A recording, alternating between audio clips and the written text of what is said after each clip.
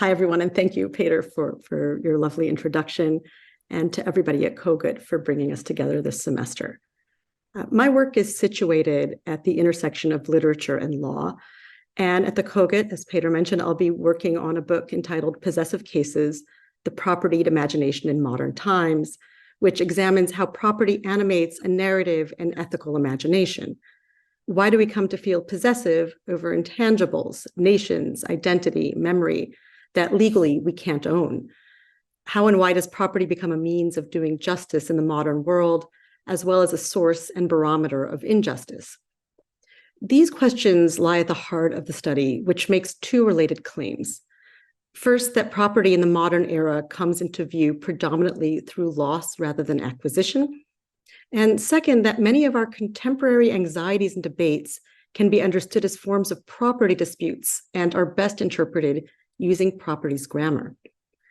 The central notion of my project is the propertied imagination, which refers to the lens that turns our world, our experiences, and ourselves into possessions and makes us feel possessive over things we can't own.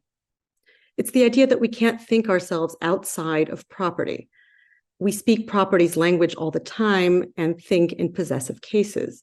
When we talk, for example, about having a sense of belonging or entitlement, being self-possessed, appropriating another culture, or owning our actions or emotions, we can no more think our way out of property than we can excise the possessive case from our language. It's not hard to see why the 20th century became an era of dispossession rather than acquisition. In a period of industrialization, mass transportation, and mechanized warfare, everyone was always going somewhere, by force or by choice. People were on the move within growing cities and between home front and war front. The writer E.M. Forster, in his novel Howard's End, referred to his generation as a civilization of luggage that was increasingly left behind in trains, automobiles, and buses. I just want to share my screen. By mid-century, however, it became harder to attach the word civilization to the transitoriness that Forster associated with property. His civilization of luggage would take a darker turn, overshadowed by the piles of luggage, shoes, or combs confiscated from Jewish victims of Nazi Germany. The personal effects that convey the history of atrocity are often things that have no place in anyone's inventory, though they're occasionally claimed by history and art, housed in museums or memorialized in images like those by photographer Tom Kiefer, a janitor at a U.S. Customs and Border Protection Processing Facility in Arizona, who collected the belongings of migrants seized by Border Control in 2003.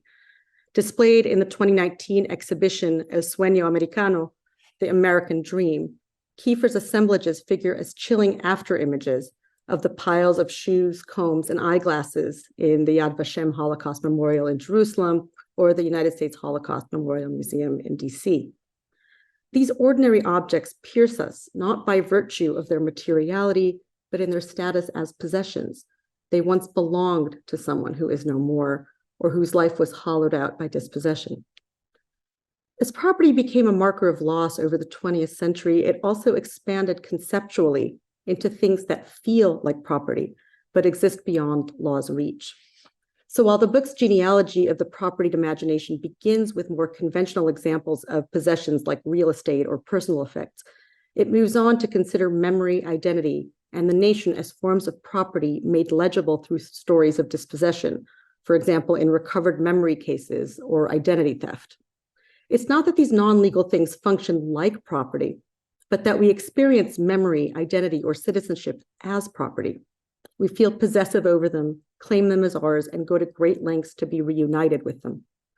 One way to conceptualize the modern era, I submit, is to see it as a series of experiments in ownership, trials and errors in taking possession of things that may or may not be ours to own, and that shed light on the intimate geography of the modern condition.